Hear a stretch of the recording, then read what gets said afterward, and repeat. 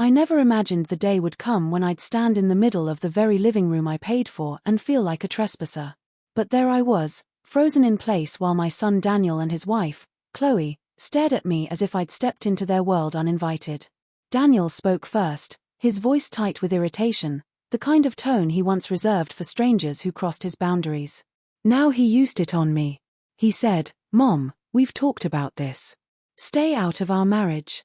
Stop interfering. We're adults." For a second, I couldn't even process the words. All I had done, literally all, was ask why the electric bill hadn't been paid and why the lender had called my phone again. But before I could explain, Chloe stepped in with that polished cruelty she used when she wanted to sound righteous. "We don't want your opinions," she said. "This is our marriage, our home. You said you'd help when we moved in. So either help quietly, or stop pretending you care." Her words hit harder than she knew. The silence that followed wasn't peaceful, it was suffocating. I looked around that room, remembering every brushstroke from the nights I painted those walls, every appliance I upgraded, every signature I gave to a mortgage they couldn't qualify for a loan. Yet somehow, standing there, I wasn't part of this home at all. I felt like an intruder in a place I built for them. "I'm only trying to make sure you both don't lose the house," I whispered. My voice didn't even sound like mine anymore. Daniel shot back instantly. "It's our house. Stay out of it. And definitely stay out of our marriage." That was the moment something inside me cracked, not from weakness, but from clarity. The sting of humiliation faded, replaced by something colder and infinitely steadier. If they didn't want me involved, then they wouldn't have me involved. Not in their arguments. Not in their decisions. And certainly not in their mortgage payments. I saw it then, a flicker of uncertainty crossing Chloe's face, like she sensed a shift she didn't expect. But the line had already been drawn. I turned toward the door and said, very softly, "All right. I'll stay out. Let's see how well you two manage, without me." And that was the moment their confidence faltered. "Stay with me till the end, because what happens next will shock you. And if you love emotional revenge stories like this, make sure to like the video and subscribe for more." As I stepped out of the house I had poured so much of myself into, I had no idea that leaving would set off a chain of events none of us could escape, especially the two who thought they didn't need me at all. Expand next section when ready. Before everything twisted into something unrecognizable, my life was wonderfully simple.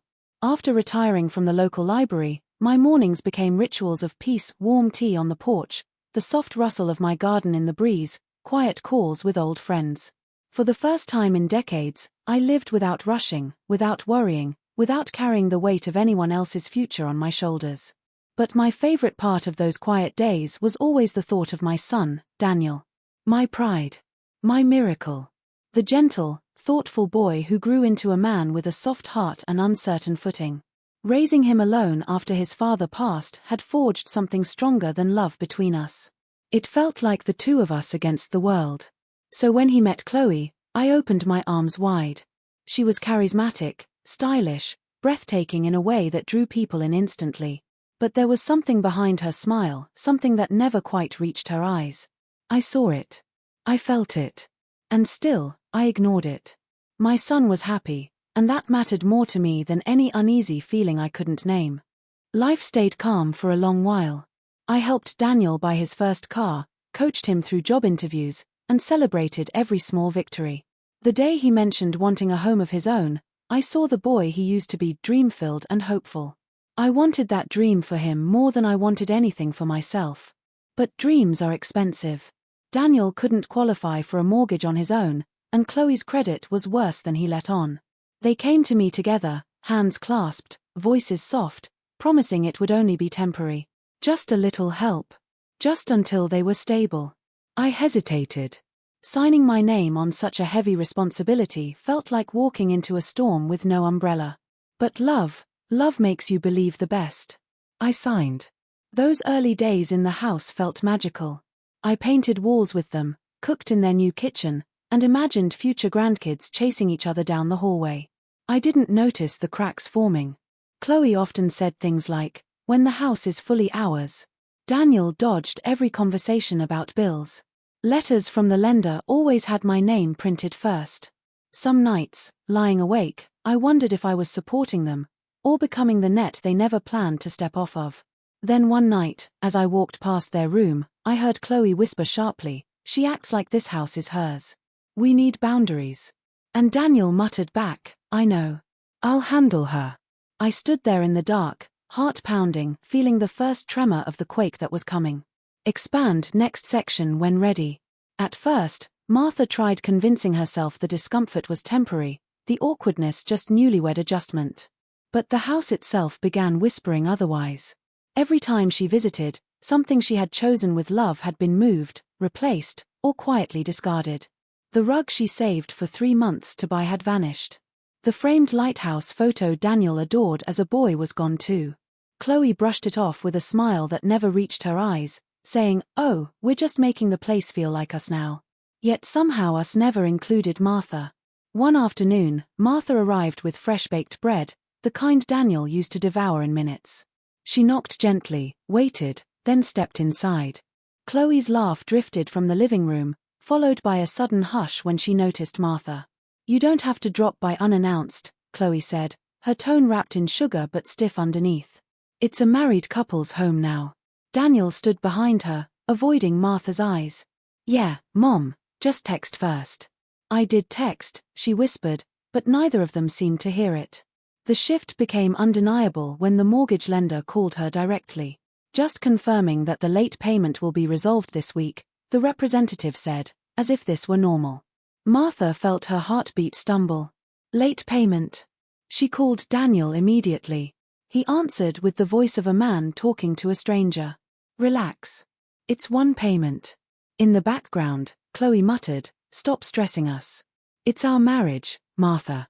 The phrase struck her like a slap again, that invisible line she wasn't allowed to cross, even though she was the one who had paved the ground on which they stood. The smaller betrayals added up like tiny paper cuts. Last-minute cancelled visits. Dinners suddenly too busy to include her. Conversations clipped short, irritation simmering in their voices as though her presence itself disrupted something precious. More and more, Martha found herself lingering at the doorway instead of walking comfortably inside. She had paid for half the house, yet it felt like she was trespassing on someone else's territory. In the quieter moments, doubt crept in like a draft. "I'm trying to help. Why do I feel unwanted? When did love turn into obligation?" The questions circled her mind, heavy and uninvited. One evening, while searching for a misplaced charger, she opened a drawer in their hallway. Unopened bills sat stacked inside, envelopes gathering dust. When she asked Daniel about them, he blinked and changed the subject, gaze fixed anywhere but her face. Then came the letter addressed to her, warning of potential mortgage delinquency. Her hands shook as she read it. That was the moment she understood the truth. Something deeper was unraveling beneath the surface, and she was about to be pulled into it. The tension doesn't just rise, it sharpens. Martha tries to maintain her gentle routine, dropping off homemade soup when Daniel is sick, bringing fresh flowers from her garden, checking in only when necessary. But every gesture is now met with a wall. One afternoon, she arrives, after texting ahead, with a basket of groceries because she knows they're struggling. She steps inside the house and immediately senses the tension. Chloe is on the couch scrolling her phone, legs crossed, expression blank. Chloe barely glances up. "Oh, you're here," she says flatly. Daniel doesn't even greet her. He gestures toward the counter. "You can put the groceries there." Martha forces a smile, ignoring the sting. "I just thought I'd help out a little. You seemed stressed." Chloe gives a mocking laugh. "Stressed because we're adults trying to handle our own marriage while someone keeps hovering." Martha freezes. "I never want to hover. I just..." Daniel cuts in, voice sharper than ever. "Mom, we've talked about this. You don't need to keep showing up." The grocery bag trembles slightly in her hands. The next wound comes only days later. Martha drives by after receiving another lender reminder. This time she musters courage and decides to talk openly about finances. She rings the doorbell, and as she waits, she hears Chloe's irritated voice from inside. "Why is she here again? Seriously, Daniel, are you going to get her to stop acting like she lives here?" Martha steps back, feeling the words slice right through her. When the door finally opens, Daniel's expression is stiff, almost embarrassed. "Mom, what's going on now?" She holds up the letter. "This came addressed to me. The lender said the payment is late again. I just want to make sure everything is all right." Chloe snatches the envelope from her hands. "We said we'd handle it. Stop digging into our finances." "But I'm responsible if," Martha begins. Chloe interrupts with a cold, triumphant smile. "Exactly. You co-signed. You didn't buy the house. Big difference." For the first time, Martha feels her breath catch. Inside her mind, the peaceful old life, the quiet mornings, the laughter with Daniel, the dreams of a shared future, begins to crumble. Internal monologue. "This isn't a misunderstanding. They're taking advantage of me. They want the house, the support, the protection, but not me." The true breaking point arrives when Martha quietly walks toward the hallway and sees something she wasn't meant to see. A stack of unpaid bills shoved into a box. A letter stamped "Final Notice." Another addressed to her, unopened. Martha turns to Daniel with trembling hands and asks, "Why didn't you tell me things were this bad?" Daniel lowers his eyes. Chloe steps between them and says, "Because it's none of your business." And that's the sentence that shatters the last piece of Martha's patience. Martha's world shrank quietly, almost imperceptibly, until it felt like the walls of her own home were pressing in. She tried to maintain her composure, tried to keep the same gentle rhythm of her days, but the loneliness settled in her chest like a stone. Each unanswered text, each curt response from Daniel, each dismissive glance from Chloe carved away at her confidence. The home she had once filled with warmth now seemed cold, alien, and unwelcoming. She would sit in the kitchen, staring at the empty dining chairs, remembering when they had laughed over spilled spaghetti and overcooked roasts. Now, even the smell of dinner felt foreign. Every small task, baking bread, watering her garden, folding laundry, became heavy with the knowledge that none of it mattered to the two people she had devoted her life to supporting. One night, after another tense visit, Martha sat in her favorite armchair, clutching a mug of tea that had long since gone cold. Her mind replayed every slight, every word that cut deeper than it should have, every smile that never reached Chloe's eyes. She thought of the letters from the lender, the bills shoved into drawers, the cold indifference that had replaced warmth in her own son's voice. Tears came silently, trailing down her cheeks, and she let them fall. Not loudly, not dramatically, just quietly, like grief for something already lost. She remembered the early days, when she had painted the walls and chosen the furniture, when she had dreamed of the laughter of grandchildren running through the halls. Those dreams now felt like someone else's fantasy, a life she had helped build but would never be allowed to enjoy. She began to wonder if all her sacrifices had only paved the way for betrayal, if every act of love had been mistaken for weakness, and if her kindness had been weaponized against her. Even during daytime, she found herself withdrawing. She avoided friends' calls because she couldn't bear the judgment in their eyes when she explained what was happening. She avoided the house when she didn't need to go there, wandering her garden instead, letting the flowers she nurtured grow wild and unruly. She whispered into the quiet, "Why am I unwanted? When did love become obligation?" The words echoed back, unanswered. And yet, in the stillness of her broken trust, a strange, unformed awareness began to take root. Martha sensed that the life she had built for them was slipping away, that their gratitude had been replaced by entitlement, and that if she did nothing, the weight of consequence would land squarely on her shoulders. A dull ache of fear mixed with a flicker of resolve. She didn't know it yet, but the moment of quiet despair was the calm before the storm, and something inside her had already started to harden. The betrayals, once subtle, now erupted openly, leaving no space for doubt. Chloe's control over the household became brazen. She rearranged the furniture Martha had chosen with pride, discarded mementos that carried memories of Daniel's childhood, and even dismissed meals Martha brought, saying with a sharp laugh, "We don't need your help managing a home, we can handle ourselves." Each word landed like a blow, but Martha stayed silent, letting the humiliation simmer inside her like a slow-burning fire. Daniel's behavior mirrored Chloe's, his hesitancy replaced by cold conformity. He avoided her gaze, deflected questions, and no longer hesitated to let Chloe speak over him. One afternoon, Martha discovered another deception. Daniel had applied for a credit card in her name without her knowledge, a desperate measure to cover unpaid bills he was now hiding. Her hands shook as she confronted him. "Daniel, why would you do this without telling me?" He shrugged, eyes averting hers. "If you stayed out of our marriage, we wouldn't have to hide anything." Chloe appeared behind him, a smirk playing on her lips. "Exactly. You've been hovering for too long. Time to step back." Martha's heart raced, but the fire inside her grew sharper. Every ounce of patience she had cultivated was being tested. She thought of the mortgage letters still arriving at her door, the unpaid bills she had discovered tucked into drawers, and the constant, gnawing tension that made her feel like an intruder in her own home. The couple began openly blaming her for their mistakes. When another late notice arrived from the lender, Martha tried to intervene. "I just want to make sure the payment is taken care of," she began softly, only for Chloe to cut her off, voice rising with feigned indignation. "We're adults, Martha. Stop turning every little thing into a crisis. We don't need you babysitting our finances." Daniel looked down at his hands, silent and shameful. The sight broke something in Martha, not in defeat, but in understanding. They had drawn a line, and she had been pushed beyond it.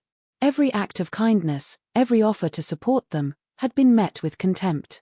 The very people she had sacrificed for were now attempting to strip her of dignity while keeping her tied to responsibility. The cruelest twist came during a family dinner she had been invited to out of obligation. Chloe's words, sharp and public, cut through the room like glass. "Martha, stop inserting yourself into our lives. We're tired of it." The friends and neighbors at the table shifted uncomfortably. Daniel remained silent, failing to defend her, and Martha felt the weight of isolation more keenly than ever. Alone in her bedroom later that night, Martha sat quietly, the unpaid letters spread across her lap. She realized the gravity of their deception. If she continued to cover for them, the consequences would fall entirely on her. They had weaponized her generosity, masked their irresponsibility as independence, and left her to carry the burden. Something inside her shifted, the first sparks of a resolve that would soon ignite into action. It was no longer subtle. It was cruel. And Martha knew that the next moment would demand a choice. The day arrived when everything Martha had tried to ignore could no longer be silenced. She stood once again in the living room, the letters from the lender clutched tightly in her hands, a mixture of fear and exhaustion twisting in her chest. The walls, once warm with memories of laughter and shared dreams, now felt suffocating, pressing in like the weight of every betrayal she had endured. Daniel and Chloe were there, and the tension was tangible, thick enough to cut through with a glance. I got another call today," Martha began, her voice trembling just enough to carry the weight of her concern. "The lender said the payment is late again. I'm worried." Chloe interrupted with an icy laugh that made Martha flinch. "We said we'd handle it. Stop meddling. You're stressing Daniel out." Daniel, sitting tensely on the sofa, avoided her gaze. "Mom, it's nothing. We have it under control," he said, though his voice lacked conviction. Martha's hands tightened around the papers. "Under control? Daniel, this is serious. If the payments aren't made..." Chloe's eyes narrowed. "If the payments aren't made, that's your problem, not ours. You co-signed, yes, but you don't get to dictate how we live or how we manage our home." The words hit Martha like a cold slap. She had raised this man, nurtured him, and now he stood silently while Chloe turned their shared home into a battlefield, daring her to step in. Something inside her that had been quietly simmering over months of dismissals and deceit ignited. She drew a deep breath, steadying herself. "You're right," she said softly, almost too calmly. "I won't interfere in your marriage. I'll stay out of it entirely." Chloe tilted her head, surprised by the calm, as though Martha's surrender would signal weakness. But Martha wasn't surrendering, she was reclaiming control in the only way left to her.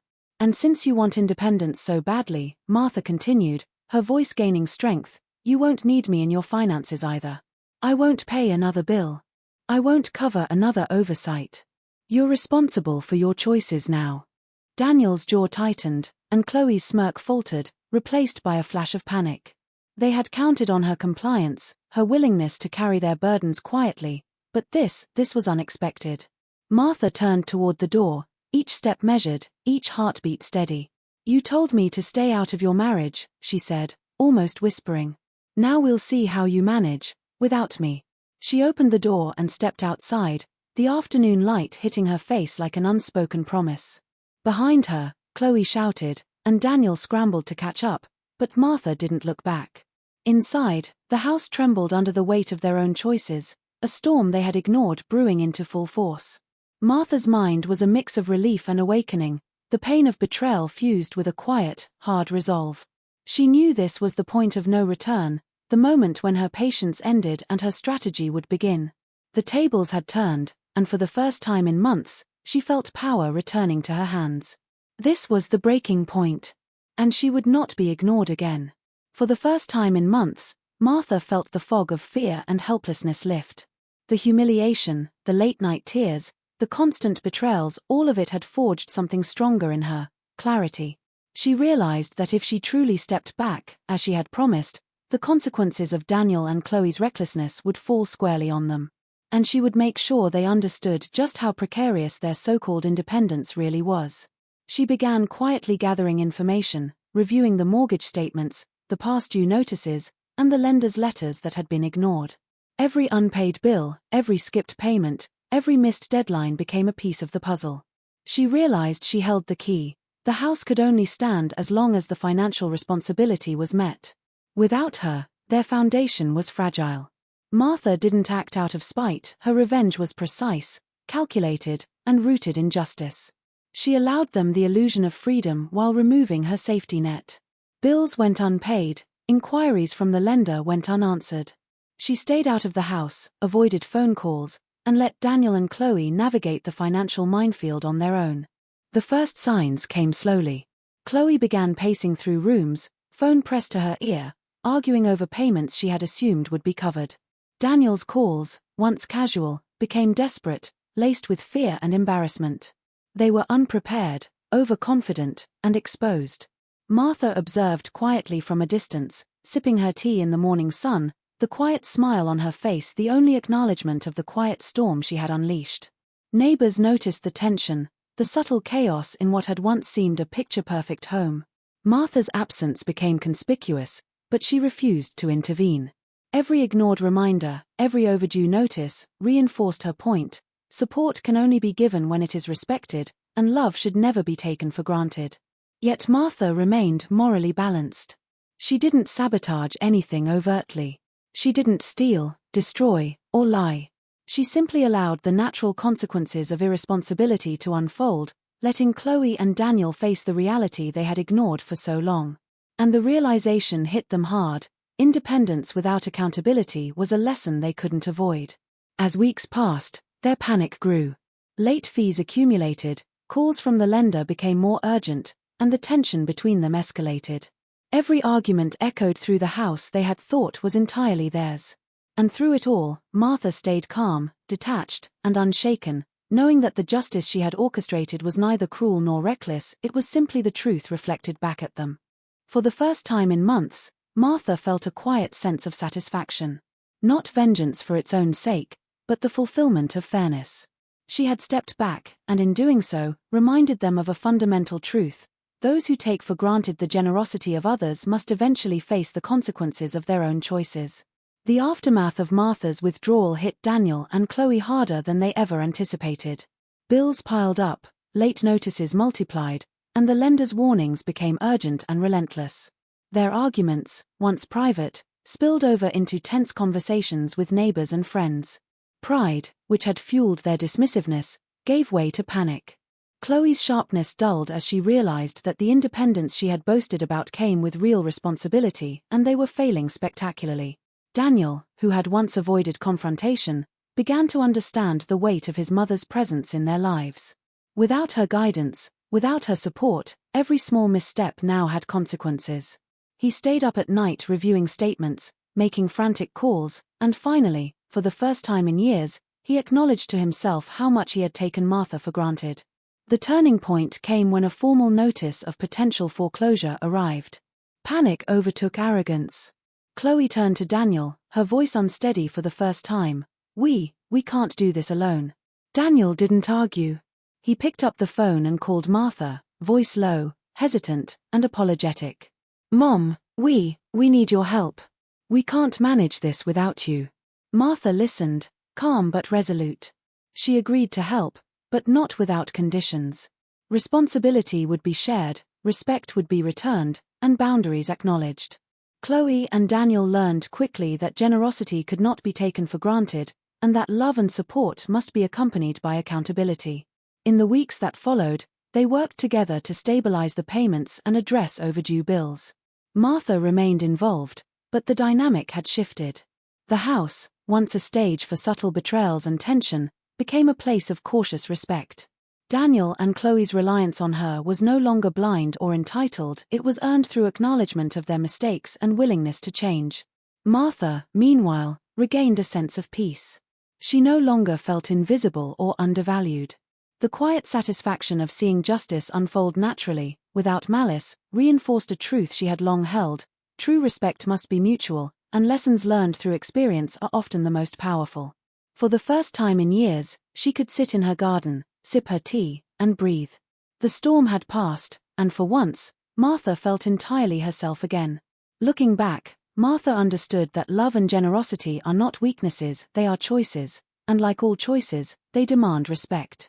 She had given freely, invested herself wholeheartedly, and trusted the people she loved most. When that trust was tested, when her kindness was met with entitlement and disregard, she learned a lesson that no amount of preparation could have taught: boundaries are as essential as love, and accountability cannot be bypassed without consequence. Her story wasn't just about the house, the mortgage, or the financial responsibility. It was about recognition, respect, and the quiet strength it takes to step back when others fail to honor what you've given. Martha realized that sometimes the most powerful action isn't confrontation, it's letting people face the results of their own choices. Watching Daniel and Chloe navigate the storm she had allowed to unfold wasn't cruel, it was necessary. They learned what it meant to be truly responsible, and she reclaimed her dignity in the process. I hope my story reminds you to value yourself as much as you value others. Never underestimate your power to create change, even through patience and restraint. Generosity is a gift, but it should never be taken for granted. Love responsibly, give wisely, and protect your own peace above all.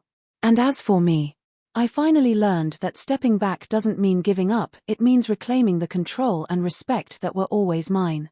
Sometimes the hardest lessons teach us the most about who we are and who we refuse to become.